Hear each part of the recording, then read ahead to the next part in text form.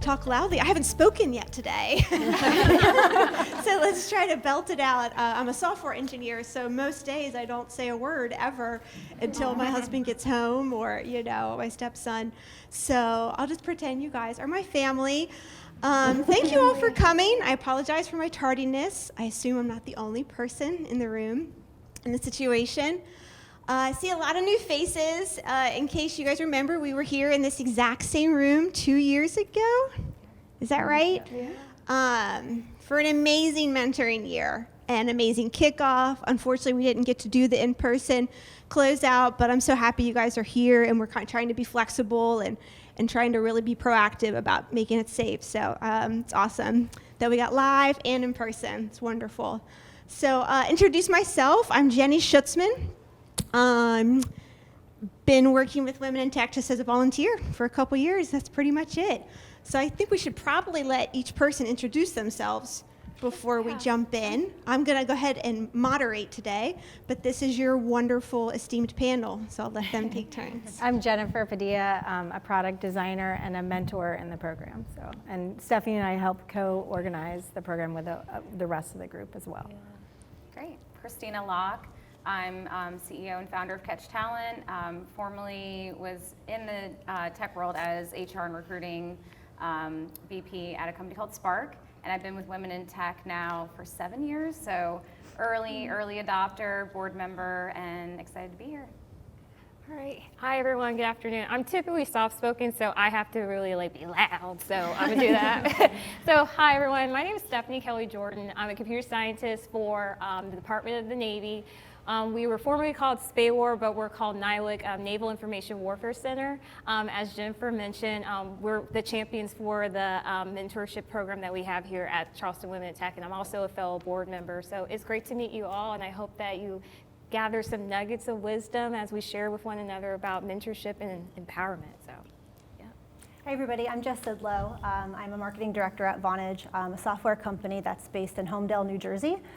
Don't commute there every day, so I work remotely full-time, but I've been a member of the program for about 4 years. Awesome. Well, I'm Valerie Sessions. I'm thrilled to see so many people here. I'm so glad that you have been able to come. But I am an affiliate professor at Charleston Southern University in the computer science department, and then I work now as a computer scientist like Stephanie for the Department of Navy. And Jenny was too humble in her introduction. She, January the 1st, she'll be our executive director for Charleston Women in Tech. So welcome, Jenny. Thank you. I wasn't sure if it was public. It was literally just decided a couple days ago. So thank you, Valerie, for that. Yes, I'm very excited. I think this is a wonderful organization. And I know I've gotten so much out of it personally. So I look for more opportunities to give back. Well, good. You can see that we have a very diverse panel, different career experiences, different company type experiences, which I think is kind of a fruitful background for this type of environment. So some of the questions I have for all panel members, and some of them I have for specific members. But I'll start out with an all-member one. I guess you can just take turns going down. So really, why are we here? For the mentoring program. So why do you feel that it is crucial to become a mentor?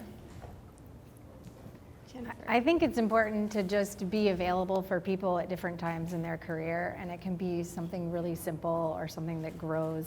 It can be one interaction, or it can be 20 interactions. So I think it's a great opportunity that you should provide, and you also learn a lot as well. Yeah, absolutely. Excuse me. I think you're also building a legacy, right? So if you're a mentor, you hope that mentee is eventually going to carry that on, and that legacy of continuing to mentor others. So it's also the phrase of pulling others up the ladder as you continue to climb it as well. And I think that's something that we're all really passionate about. Awesome. Okay, cool. So I know on my tech journey, it wasn't always linear. I tried different things, different pockets of knowledge to kind of glean and see what computer science is all about. And so while you're learning kind of the mechanics of computer science and being a technologist, you're also learning how people think and kind of the psychology behind it. And it's funny because typically we're all kind of introverts, right? We're kind of, leveraging computer science so we don't have to interface with people too much, because we're always ones and zeros sometimes, right? But sometimes people, we're we're hexadecimal in nature, right? And so a lot of times we had to, I know for me, I had to learn how people think and, what different goals that people had. And a lot of times with mentorship, we look at each other and say like, oh, I want to kind of hitch my wagon to this particular star, but it's not always the case. We're all stars, right? Not to be cheesy or anything, but we're all stars and we all have different strengths and talents and gifts that we can all learn from each other and everything. So mentorship is crucial because I believe I heard a quote on my way in is like, you never really see the trajectory of the future by yourself on the ground level because you're going to be on someone's shoulders kind of seeing the way. And when you're on someone's shoulders, you're thinking about kind of like the lessons learned, what people have. Like there's going to be mistakes made along the way. And if we're vulnerable or intentionally vulnerable of learning those mistakes, we can, chart our own paths to kind of like pull someone up along the way and, share that knowledge. So I think that's really what mentorship is all about. And, in my heart, leadership is a matter of the heart, so. It's a really hard act to follow. She said it so beautifully. But I mean, really, I've had the opportunity to have a number of mentors throughout my career, both mentors that have been coordinated through a program like this, and then also mentorships that have just happened organically. And with that, I want to be able to pay it forward and to be able to also help others the way that I've been helped. The other thing too about being a mentor, which is another personal benefit I feel, is what I learn from my mentees. I'm very inspired and I get new ideas based on the challenges and the things that they bring to me. So it's definitely a two-way street. I think that I learn just as much from my mentees as I would hope that they would learn from me. But yeah. Well, mine's a little different, I feel like. I think mine's way more selfish reasons to be a mentor. I think because I want to work with all of you. Like, I love to work with women. I love to work on great teams and diverse teams. And when I look around our field, I don't necessarily always see that. And so I think it's important that we don't just say, like, woe is me, we don't have enough people, and we don't have enough women, or we don't have enough diversity in our field. We have to really go out and try to attract that. And so I think it's important to be a mentor, to be part of the solution and get everyone in, because it's a great field, and it's wonderful to work with great people. So. Yeah, I totally agree with that. You can probably hear the theme, right? Is that at all different phases we have different things to offer and different things to get, right? Whether it be our personal strengths or it be our position, our place in our field. So I'm excited for you guys for this year. If you make the most of it, you can have all these wonderful things they talked about. So I believe, Christina, you've had a good mentor, which is wonderful, right? Give us an example of what made this mentor good. Tell us all about it. Yeah, I've had actually a handful of mentors throughout my career. Nice. And I actually posted it on LinkedIn. Most of them have been men, surprisingly, but also it was for me a learning experience, and now seeing the impact of women being mentors back as well.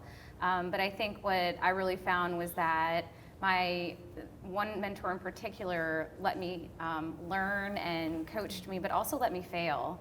And I think that's an important thing too, is like not always like carrying me through every situation, but giving me guidance along the way. And if I did fail, it was like, okay, well, what did you learn from that? And how do we next time make sure that you can walk back through that differently? So it was a good opportunity to not have, so much hand-holding, but really, the ability to learn from those mistakes in the future as well.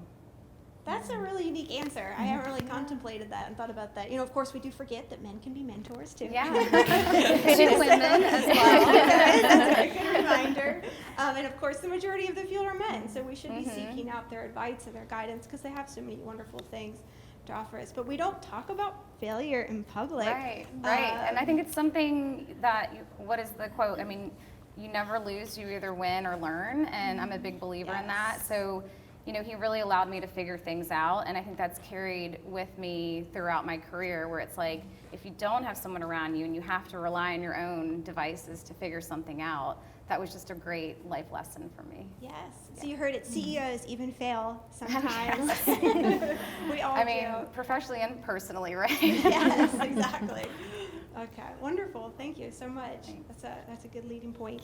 So now that we're kind of talking about the mentee then, if even Christina was once a mentee, let's start on Valerie's side, and let's each take a turn and tell me what you think makes a good mentee and why. I think what makes a really good mentee, or how you can be a good mentee, or I guess ways I've learned as a mentee would be just to really listen and maybe suspend, like, well, why are you telling me that, for a while, and like just listen, just take it all in. You don't have to do everything that your mentor says, of course, but I think if you kind of approach it with a really open mind, you'll get the most out of it, just to really absorb it. And maybe it's not the way you've done it, maybe it's not the way people that you see around you are doing things, but just take it in. That's why you have a mentor, for something completely different. So I think that's just really important. Just keep your mind open. I think all of us can listen, or we think we're listening, but maybe we're not, and that's something I totally have to work on. There was a book by Kate Murphy that just came out, and it was called "You're Not Listening" or something like that, and it was really cool. I totally recommend it. I don't know if you've read it, but I totally recommend it, because it's just talking about how to be receptive to what people are saying and not trying to move to the next thing. So I think listening is probably the biggest thing. I think for me, you had mentioned being open. I think the one thing that makes everybody in this room a good mentee is putting yourself out there. It's not always easy to kind of sign up and say, hey, I want to be assigned to a stranger and form a relationship. So, I mean, that takes an element of being brave. So that's one really good step in the right direction. But I also think being prepared. I've found that I'm very conversational in nature, and it's very easy for me to just start talking about the weather and the family and everything else, but there's only a small period of time that I have with my mentor, and I want to make sure that it's time well spent. So if there's 3 things that I want to make sure I get accomplished when I have this meeting with my mentor, I'll write those things down. Or if I have an update, I did something really great that I wanted to share back with him. It can be easy for me to forget to bring that up because we just get lost in other conversations. So a little bit of preparedness, and I think that really does go a long way.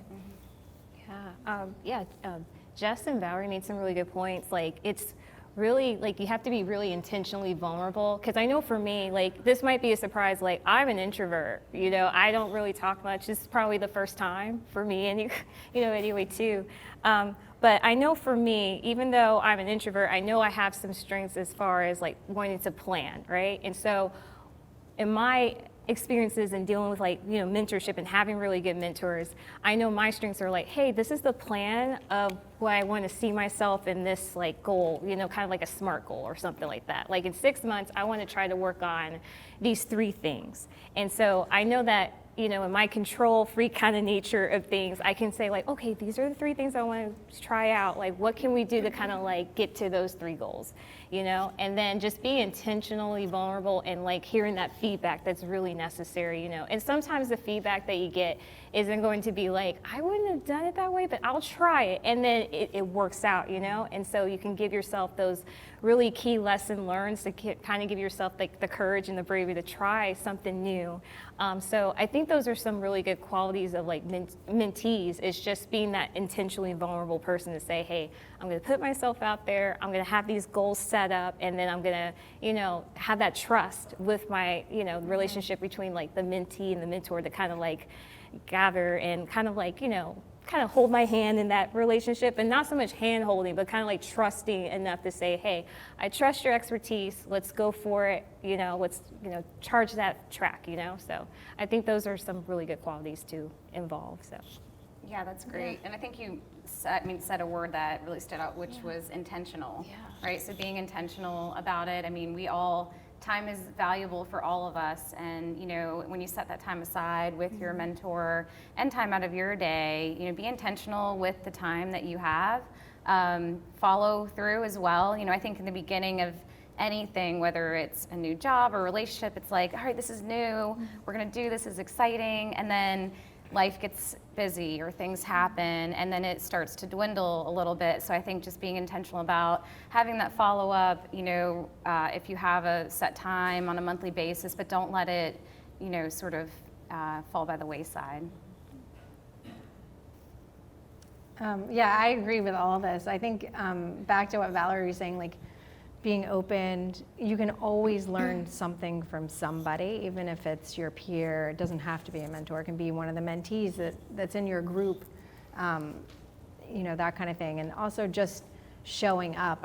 Carolyn Finch said when she first started Charleston Women in Tech, she said, just show up and decide to meet one person. Just only show up and meet one person. That's all you have to commit to, like to a meetup or that kind of thing. And then that's it. And then go home. If you're not feeling like hanging out, and just do it. Just show up. And so that was like my goal, because at the time when I first started coming, I had a 1-year-old, I think, and I was tired, and I would just show up, and it was great. So, yeah. That's my dad's advice. He always says, just show up. I remember Show 20 up. years ago when I went to college, he's like, just show up. So socially anxious and everything. But Look alive. Yeah, and you guys all made it, so you did it. You're already on the right track. I didn't even do that on purpose, start with Valerie, but I loved the progression of the answers, right? Because it's true. Even as I was listening, I'm like preparing what I'm going to say next, right? And as a moderator, I might be, required to, but as a mentee, she's reminding me I'm not required to. I'm actually going to get more out of it if I just kind of take it all in. And then Jess even said, come prepared. So this way too, I don't have to jump in, right? I can just listen because I already know what things I'm listening for. I already know that if she doesn't answer it, or he, then I can jump in and at the end because I'm already prepared. Being strategic, right? After this meeting, I'm going to plan this so I'm better prepared for the next one, and so on. It's kind of all piggybacked off each other very nicely. So I don't think we asked this question 2 years ago. I think that was a useful session on how to be a good mentee. So thank you. We rehearsed it in the car. No. Well, it's perfected. I can tell. Good job. Okay. Well, let's be honest. We're wearing masks. We're half live. This is a different time, right? And like I said, I barely talk anymore. And I like talking. I like going out with people. I also run the Women Devs group, and it was hard not, getting together for happy hours for a long time during the pandemic. So I think it's probably good to reflect, how has it changed the way that we connect with other people, communicate with other people? How has it changed for you each as individuals? And how do you think that'll affect the program and how to make it the best? Yeah, I'll start with Well, I think Jenifer. one thing Stephanie and I were trying to incorporate with this program, and one thing that changed for me personally is being able to have meetups virtually. Like during the pandemic, we had like a group call with like 6 of my mentees just to check in on each other, and then we would do phone calls, anything. I was like, I'm available. If I'm asleep or busy, my phone's off, it's not a big deal. And so finding out how to communicate and doing things virtually just makes things a little bit easier, especially for the mentors. It's not as a big of a commitment, you can be available for 15 minutes, 30 minutes, that kind of thing. So I think the hybrid approach that we're doing now and just being more virtual is going to help the program in general. But Yeah, I think there's a sense of just getting creative, right? I think that's a good lesson from all aspects of coming out of the pandemic is like, how do you get creative about building a relationship over, a screen basically, or over the phone? And, I think you can still accomplish those things, but, again, like making sure that you have those questions up front, and, to your point, it is easier sometimes, but if you're able to do it in person every other time, or, I think there's something to be said about that too. So the hybrid, right? That's the new word. It's no longer remote. It's like everyone's going hybrid.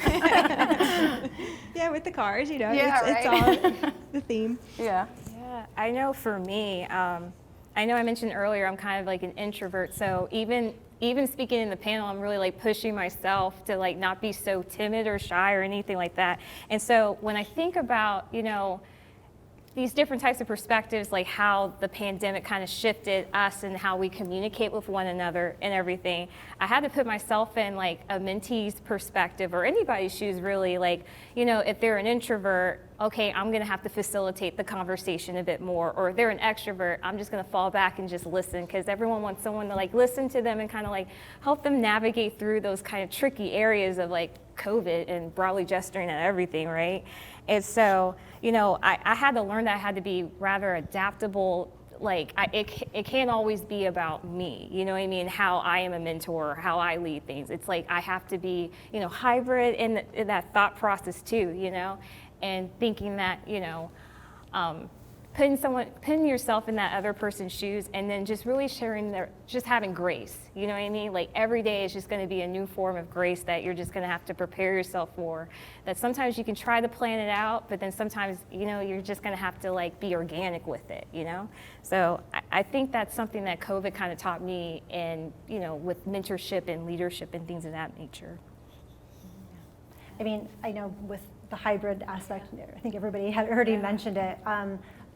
When I was a mentor 2 years ago, I had always thought, like, of course you want to meet people face to face whenever possible, but it never occurred to me that we can get on a conference call at 9:30 on a morning over coffee just to catch up. So that's definitely something that I want to do now, because it's a little bit more broadly accepted.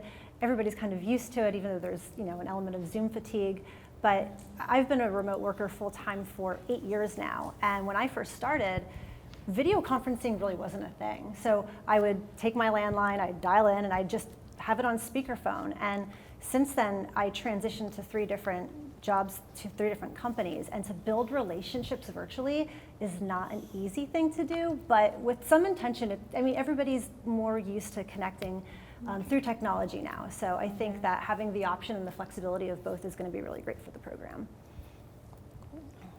So I really wish I had Stephanie's answer about showing grace to people. And I saw Nina Magnuson, our executive director now, do that throughout COVID with everyone, and especially with me personally. But I am way type A. If you saw me up here earlier, like, I'm just starting yet. I am a super type A person, and so COVID just wrecked it just wrecked it, right? Because you couldn't plan for any of that, right? So it killed it for me, and so I had a huge hard adjustment, and so the grace was all for myself, and hopefully other people had it for me too. But what I did learn from it, though, was that everything didn't have to go perfectly for it to finish well, right? And so I think you can keep that in mind as a mentor-mentee too, that if you don't make every single meeting, you don't, you know, everything doesn't go quick, you know, right, or maybe your mentor and mentee, you're not perfectly suited, like you can reach out, you can talk to us about it, and the hybrid is going to give you a lot of flexibility in that as well. So I think it'll turn out really well for that. A quote I learned during this time is so random, but it was, anything worth doing is worth doing poorly. Right? That goes against what we think, but the point of it is just show up and do something. So if you're just gonna do one push-up, well, at least you did one push-up, you know, like if it's worth doing, go do it, even if it's not gonna turn out well, because COVID for a lot of us, it was just, can I put my pants on today? So anyway, I don't ever want to go through that again. Thanks for bringing it up, Jenny. More to come. More annoying questions to come. No, I want to quote you, though. You said something, even before you said the quote, you said something like, not everything has to be perfect for it to go perfectly. Or something like that. Wow. For it to finish it all. Yeah, can we put that on the Women in Tech like backdrop or something? I could definitely use that. And I hope you're hearing it right, that the mentors, you know, and the program in general, we want to try to make it good for you. And so we'll try to be flexible with each other. But I completely agree, you know, that Stephanie kind of had a really powerful answer, because I don't know about you, but I hate talking on the phone. I don't understand people, and I've realized through COVID what it is. If I need these nonverbal cues. If I can't read people, like you said, you know, casually talking for 5 minutes at the 9:30 a.m. call, if I don't get that, I feel confused, and I don't know how to function. And so, you know, like that, all of a sudden we're all on a phone call, nobody has cameras on, right? You're not even yourself anymore. You're not even in your element. When you're in a group meeting, you can't see other people. For me, everybody's different, right? So just giving everybody the grace, you know, to be a little difficult or be a little off, because we never know what's going on anymore, right? Or how to be our best selves, because we're kind of in super, you know, recreate mode. And also Valerie brought up a really good point about finding a good match. Like if you, as a mentor, can see that maybe you're not able to help your mentee, or you might know someone else, like feel free to recommend someone else that they talk to, or connect them with your connections, or And if you're a mentee that feels like, hey, this meeting was great, I learned as much as I can, but I feel like I want somebody who's a little bit more invested in, cybersecurity or something. Like, reach out and find out who that person is. Use your mentor to help you, whatever it is, but get another mentor. We're totally open to that, or reach out to us. We'd like to help make sure it's a good fit. So that is an excellent point. Yeah. When we did the surveys from 2 years ago, we were surprised. Yeah, like, oh, it wasn't the right fit, but only one person, I think, out of the 100 people in the program had asked for a new mentor.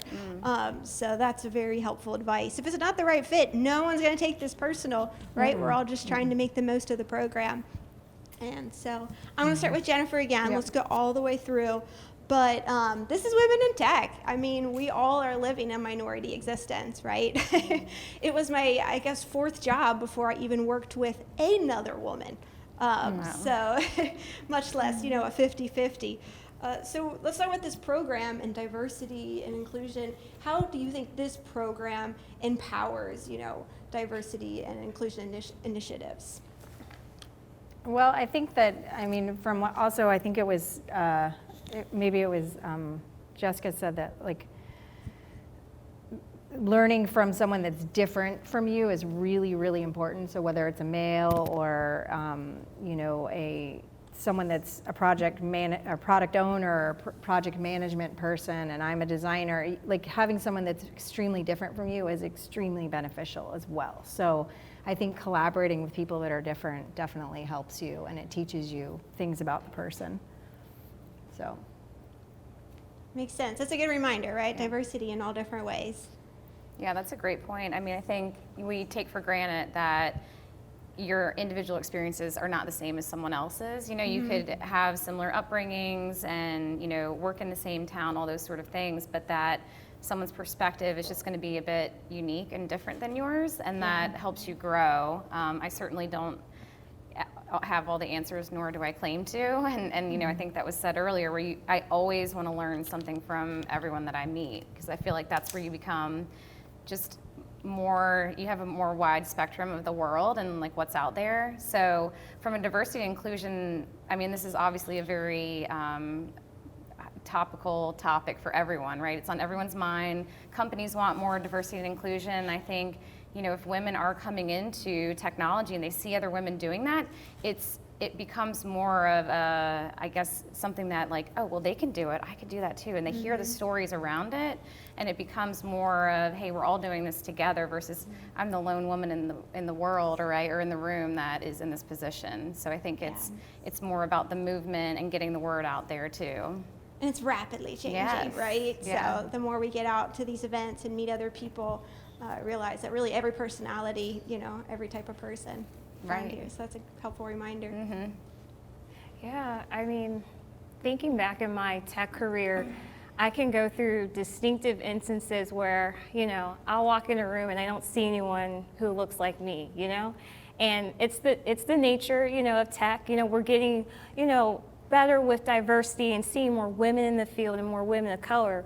But no matter where I go, I'm always going to be reminded, of how it felt, to just be that one person in the room, And sometimes, I'll think about it from the perspective of, okay, well, I'm here, but I don't want to put too much pressure on myself, because I feel like I represent, a woman of color, a woman, an elder millennial, geriatric millennial, whatnot, So it's like, and it's like, who am I? And I learned that it puts a lot of pressure on you, because it's like you're trying to be everything to everybody, but you're nobody to yourself, right? And so when it comes to like diversity initiatives and everything, it's like representation matters, And if you can see it, you can definitely be it, but don't isolate yourself in such a way that you're the Lone Ranger out there, because with this mentorship program, it's like I'm learning, it's like a network of great, awesome women of just different, skill sets and backgrounds and experiences. So you don't have to feel alone. You can be intentional and knowing that, hey, diversity is just this amazing thing that if we just tap into it and really be intentional, and I know I keep saying intentional, but it really is that, just be intentional to ask those questions, because sometimes, I'll have a, I typically have a male supervisor no matter what, right? And so I will literally ask them, and like it takes courage over the years. I'm like, is this normal? Like, am I supposed to feel this way, or are we supposed to have this project that's kind of like, whatever the case may be? And it took a long time for me to be even like vulnerable to even ask those questions, because, with vulnerability, you're kind of like sitting off in the corner of the room and you're like, I'm too afraid to ask this because I don't want to draw attention to myself. But, at the end of the day, if you're a woman in tech, you are going to bring attention to yourself because you are there. You know what I mean? It's like you're going to be that person in the room, So with diversity, I think it's so important that we tap into what our skill sets are. We tap into like the differences that we have and really build a better network for one another, So sorry for the rambling. Yeah. It's just like something I'm just really passionate about, just, living that life and everything. So I'll jump in quickly because you're not rambling at all. I think you're saying something again that we don't talk about is being the only woman in a room, or whatever type of, you are immediately silencing yourself. Yeah. Even if nobody's doing it to you, right? We do it to ourselves because we all of a sudden feel this need to be liked, need to be respected, need to be all these things that we wouldn't feel in other settings if we didn't feel like a sore thumb, sticking out. So it's like being intentional, forcing yourself to be yourself, right? Forcing yourself to talk, which with this program, you kind of get practice. Talking technical talk with other people. And I know that's what Women Devs gave to me, is I was able to talk code with other women, and then I wasn't as timid in the dev cave, just shooting the breeze with the guys, because all of a sudden I'd already practiced and rehearsed how I was going to talk about code with other women. So it didn't matter, I could be myself. So very unique answer. Really spoke to me. When I first started out of college, my first job was a project manager for a new residential construction company. And so I started and quickly realized that I was the only woman in my position, not only in the region, not only in the state, but also in New Jersey. I was in Pennsylvania at the time. And my reaction was, really? Like, I was so just very shocked that there was no other women doing what I was doing. And then very quickly I realized how challenging that is, because I was 23, telling subcontractors who have been in their trade for 30, 40 years that they need to, re-inspect the way a pipe fitting is in the kitchen of a house. And so it was really, I learned very quickly that you have to earn respect. And unfortunately, sometimes it is how you look and who you are. But, talking about networking and how we can empower one another, going back to the pandemic and being more virtual, being a remote employee, if it's something that you enjoy and something in an environment that you thrive in, there's so many more opportunities now. Whether you're seeking a job, you're no longer geographically confined by the Charleston area, for example, even though the Charleston area is a wonderful area and a hub for technology. But you can expand your horizons for a job that's remote for another company, even a global company. And then furthermore, as an employer, you are opening up the gates to a much more diverse workforce because you're no longer confined to a geographic location. So there's a lot of goodness to be had, I think, as it relates to how we can expand our opportunities from a career perspective, not just in a physical location. Well, I love this program and Charleston Women in Tech in general for diversity and inclusion, just because, for one, your mentor will be an advocate for you, but you can view all of Charleston Women in Tech as your advocate, because we always have each other's back. I've been in it as long as, forever, I feel like at this point, and we've always had, each other's back for that. And the more people you meet in Women in Tech, the more you'll have that network. So we can advocate for each other. And when we hear things in the workplace, we can put a stop to some of the talk that we all know we hear, right? We can end that.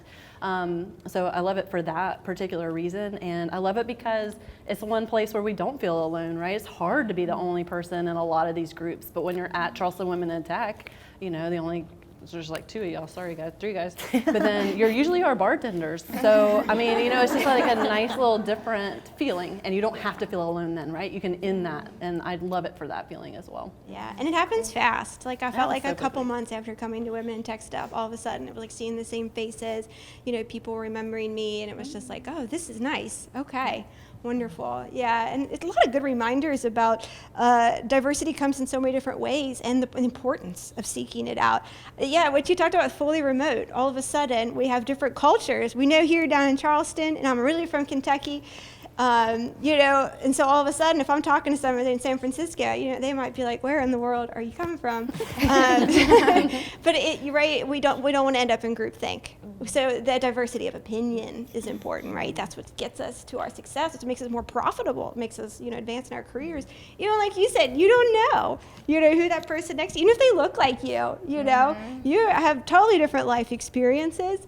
Maybe a similar phase now, but not beforehand. So you have no idea how diverse that person could be right next to you. So just being open to different types of diversity. It's kind of a cool thought. I like that. Okay, well, you guys are mentors up here, right?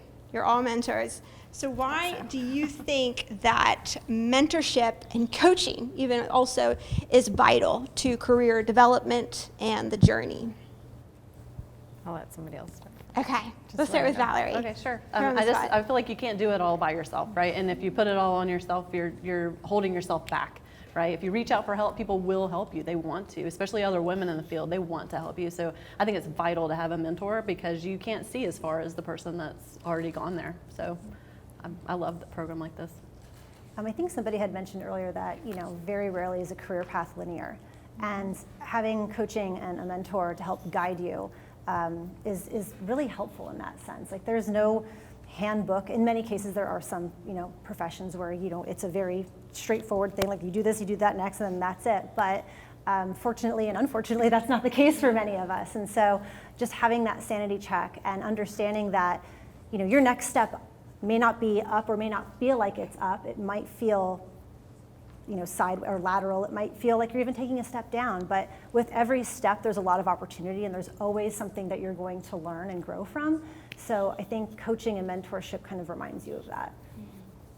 Yeah, I had a great coach. He was retired Navy, and he always referred to coaching and just kind of developing your toolkit or your toolbox and everything. So I would come by his cube, I would ask him questions about cyber or anything like that. It's like, okay, add that to your toolbox, And I chuckled about it. I was like, well, my toolbox is just kind of minimal compared to like the wealth of knowledge that other people have since I was just starting off and everything. But like even through the conversations and the questions and discussions that we're having up here, I definitely believe that, with coaching and mentorship, you're going to glean little nuggets of knowledge here that you may not realize that it may bolster you or catapult you into different areas of your profession that you may need that same tool set or toolkit or tool itself and everything. So coaching is it's just definitely important. I'm very grateful for the coaches that I had, and it wasn't even anything that was very formal. Sometimes it's like you have informal coaching, just someone that just happens to see you kind of sit there or maybe struggling with something, or someone might see something in you where you're asking the right questions and really just kind of pushing the boundaries and the envelope to really just want to make a change, in the tech field that you're in and everything. So coaching is just, it's something that's just so valuable that I wish there were more coaching and everything, on the job and things of that nature. But with this program, it definitely helps me, be a better coach because I'm learning great things from these ladies and other mentors and even the mentees too. I believe that it's not like a unidirectional type thing. It's actually bidirectional, I can definitely learn something from a mentee and they can learn something from me, and we can just come into a Mighty Morphin Power Ranger type of deal, So Sure, that's what we're all here for. Yeah, it makes perfect sense. Morphin time. That was a timely reference. I think too, whenever I've worked through a problem and it's keeping me up at night, and I'll talk to my coworkers about it and try to think through that problem. I found that an unbiased opinion is sometimes what you need because you're so close to it, right? So if it's something that you're struggling with, or you talk to your family member, well, they're also very close with it. Your friends are very close to it because they know you as an individual. And if you have someone where it's like, hey, I'm completely unbiased in this because we're developing this relationship, but here's where I think maybe you could get unstuck. And I think sometimes just it's like the push that you need to get over that. And it's the encouragement to just be like, to know that someone has your back and can like lift you up in that situation, right? I think that's really what the coaching aspect is for me. Sometimes I just need someone to like kick my butt a little bit, you know? So you're like, yeah, I can do that. And I think that's the biggest thing of why we all need coaching, right? We all have down days or problems, so just need that little boost. That is interesting. I never thought about it that way. But you're right. Even our friends, I feel like, oh, they're the only unbiased ones. But they care so much about me, right, too, that even though they're probably the best listeners, they're also, they don't know the profession either, you know, to be able to have that soundboard. That's interesting. I'm going to remember that. Yeah, and sometimes even that conversation could be a 15-minute call. Like I reached out to Christina and called her and just said, I want to run something by you. And we just chatted for 15 minutes and then I was able to move on. You know, like it's just like they help you work through obstacles and that kind of thing. And it doesn't take much time. Very cool. Well, I'm going to put you on the spot. So I don't know if you guys know this, but all of the work for making this day happen, matching you all with mentors and mentees, everything has been mostly Jenifer and Stephanie in the middle. So they are our program leaders this year. Exactly. Thank you. So I just kind of want to point that out and shift to them real fast and ask more programmatic questions so we can jump in right after this and really get the most out of this. So we're in a new time. We didn't even do it last year. It's a different world. So what's the new approach, the unique strategy? What do you want to emphasize, Jenifer and Stephanie, in the mentoring program this year? You want to start, or I'll start a little bit, but I'll let her talk too. But basically, we really talked. We did a lot of research and researched a lot of different groups, and even did some competitive research on mentee, mentor. Even there's some websites now, and just all sorts of research. And we decided that we wanted to create an environment where the mentees were empowered, and they were empowered to step up, to show up, to ask questions, to utilize the mentors that are volunteering their time. And so we also want to make things easier for mentors, and help them help each other. So, and we have some tools and plans for that. And then Stephanie, if you want to say something. Yeah, that's kind of like the theme. It's like all about empowerment and everything. It's not enough to kind of have a seat at the table, but it's like knowing that you have a seat at the table and you can advocate for your career. You know, it's obvious, I guess, but it wasn't obvious to me. You know what I mean? It's like, you know, you're coming in the tech field and you may feel so lonely that you feel like you don't have a voice. And with this program, and what, you know, Jenifer and I talked about was that we really want to put the onus on the mentee to, you know, go through, have a thought in their head about the strategy of what they want to do with their tech career, you know, and like the onus is on them, like they have the power. Because sometimes when we're in our journey, we may feel powerless, you know, we may feel like, man, I had a really rough day, you know, and it might set that pattern, or, you know, so we're trying to nip that in the bud, honestly, and just make sure that you guys have the power. You know, you guys are empowered to make the decisions that are best for your careers.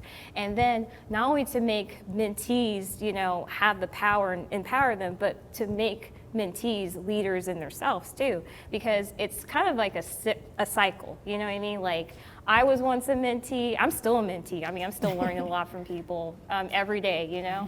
But just because you're a mentee doesn't mean you're going to be a mentee forever, you know what I mean? Like, we have different roles that we play in our lives, you know? I mean, I'm a wife, an auntie, a niece, a daughter, you know, we all have these different varied instances in our lives where we're different roles to different people and everything. And so we have to recognize those different roles that we have as like workers, co-workers, technologists, computer scientists, and empower each other to ask those key questions that will help us navigate through those tech spaces and also be better leaders for the future generation that's coming after us, you know? Okay. So, yeah, that's good. It's good. It's making me think. So, if you were to give, I'm putting him on the spot because I didn't prepare for this. If you were to give like a word or a sentence or a phrase of what you would want them, you know, to think of when they leave here, they can be empowered with this thought. And I think too, we talk about what is a good mentor and what is a good mentee, and these are all important things, but it's kind of a relationship, right? And because she mentioned the word reciprocity, and we heard that back and forth, that I'm getting some things out of this too. So how would you, characterize in one word or one sentence, how to make a good relationship, mentor relationship? And then I'm going to turn to the crowd to see if you guys have any questions. Oh, goodness. Okay. Anybody can pop in since I put you on the spot. Yeah. I mean, it's obvious. I'm going to say communication, and not to be afraid to communicate, because we all have our different ways of communicating with one another. We have the nonverbal cues, we have the verbal cues and everything, So I think in order to have a good relationship, it has to be communication and that trust. You know what I mean? Like when you're a mentor-mentee relationship, you got to trust that your mentor has an idea and wants to kind of navigate you in the best way that they know how, but it's also up to the mentee kind of trusting in themselves, okay, I see where you're coming from, I'm picking up what you're laying down, let's do this, and kind of have that partnership. So I think I said 3, I'm sorry. That's okay. Some good ones. We'll stick with your last one. It was. Trust. Right on. I mean, really, every relationship we forget that we need this, but especially here, right? We're meeting strangers. We're hoping everybody has the right, heart where they're at, but of course they are. It's Charleston Women in Tech, so let's always trust the people in your group are here for the right reasons, and have something, even if it's small, to offer. So good. Anybody else want to jump in? I was going to just say a safe space, and where you can be a sounding board. Yeah. Right. And I think that's the important thing. I think we are concerned about being judged, like you said, being the one voice in the room, and this can be a safe environment where you can practice those sort of questions that you have or things that you want to bring up, and it can be just that. Yeah, I like that a lot. Definitely, because we're uncomfortable all the time, right? Right. In our other environments. Right. So let's just make this a safe place where we can all feel comfortable, and trust will give us that. Yeah. So that's good. Anybody else? Add? No worries if not. I would just say, hey, let's go, let's do it. Yeah, good team. Are there any questions from you guys? I mean, everybody, is here for you. So, any thoughts? Even if they're just specific questions to one of the panel members about their career or journey. Yeah, let me come. Because people are watching. They won't boo you or anything. All the past mentors that you guys have you found them at work or in school, or where have you found them? Good question. Good question. She asked, where have you found past mentors outside of this program? That's a great question. I can go first. Yeah, go ahead. Okay. So actually it's been a combination of a few things. So the company that I work for now, Vonage, they have a mentor program, a formal mentor program where people can sign up to either be a mentee, a mentor, or both. And there's another employer that I was a part of that also had a similar program set up. There's been times where I've connected and really admired leaders in different positions, and I had just reached out. Just like, hey, I didn't say oh, will you be my mentor? But I was I would love to get some more of your time. I'm trying to get to X, Y, Z. Is that something that you'd be willing to help me with? And that can kind of be an uncomfortable ask, but of the, I think 2 people that I've actually asked, they've been very open and willing. And then I think somebody else had given the example of where, it may not be a formal relationship or a mentor-mentee relationship, but it's just somebody that you kind of go to, you kind of lean on, and they give you some really great advice too. So it's been a combination of both those organic relationships and then also the formal matching programs too. Yeah, that's a really good reminder. We forget that just because we've had people that we admired, or even just kind of, we're kind of mirroring and trying to be like them because they were amazing in their careers, and we wanted to get all the information from them. We forget that that's also them mentoring us. They're showing us by example, or we're asking them questions, even if it doesn't have a label. That can be even more natural because sometimes it's easier to have the label in a program, right? So that's a good point. Good question. Any other questions? So just with the job search that we all deal with constantly here in Charleston, I've used SC Works to look for jobs and other job boards like diversityjobs.com, jobs.com, Career Builder.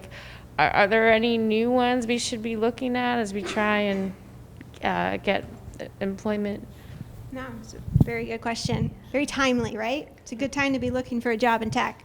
It depends what kind of role you're looking for, because there's very specific types of places that can help you with your role. And sometimes that could be a Slack channel, which is a communication channel, or that could be a local agency that helps people find jobs, like Catch Talent, that Christina heads up, or it could be LinkedIn.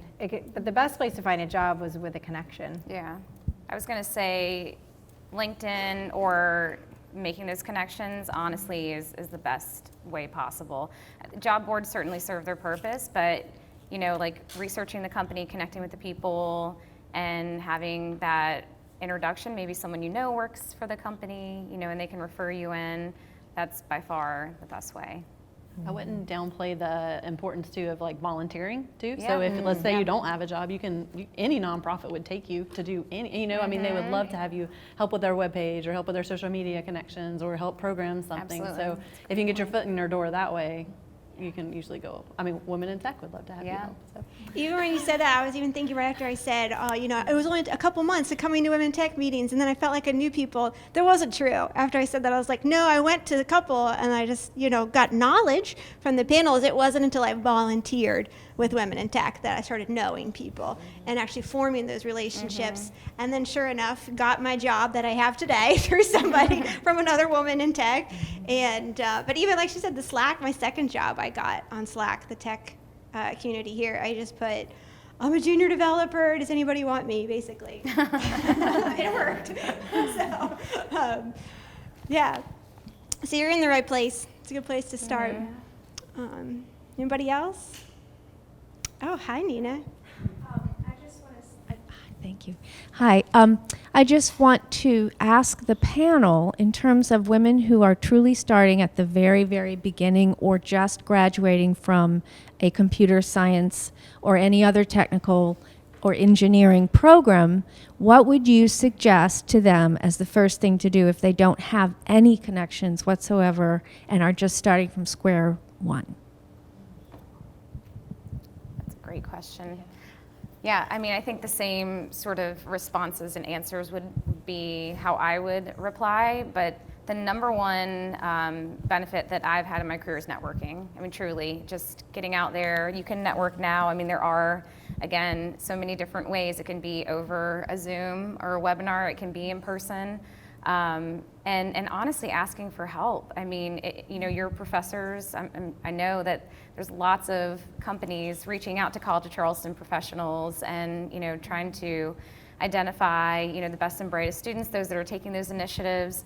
So don't be afraid to ask for help. I think that was something along the way. I was like, gosh, I gotta do this myself and like go to this career fair. And what I didn't realize is that so many people are willing to talk to you or give you advice or make a connection. It's kind of a constant. I thought it was, DC when I lived in DC. Oh, you only get jobs through people. And then I moved here and I was like, oh, it's Charleston. You only get jobs through people. Oh, wait, those two worlds have nothing in common. Right. So networking is truly the way. Volunteering is the way to network. Is the way that I met Valerie and Jenifer and Stephanie. So, so you're in the right place. You're in the right start. Awesome. Well, for the sake of time, I'm gonna pass this back to Jenifer because I actually don't know what we're doing next because she saw me just walk in the door and put my purse down. Well, thanks everybody for. I guess I have my. Well, you do. Thanks everybody for doing the panel. I think now what we're gonna do is see who's here, and see if we can pair. We have matches already made. Stephanie and I do. So we're gonna do like a NFL draft kind of thing where we're gonna get. What we're gonna do is say goodbye to everybody up here, and then get the mentors to come up to the front that are here, and then see who's here and what can happen. Okay, before we do that, let's please give them a warm round of applause. Good job, ladies. Okay, and thank you for watching at home. See you guys.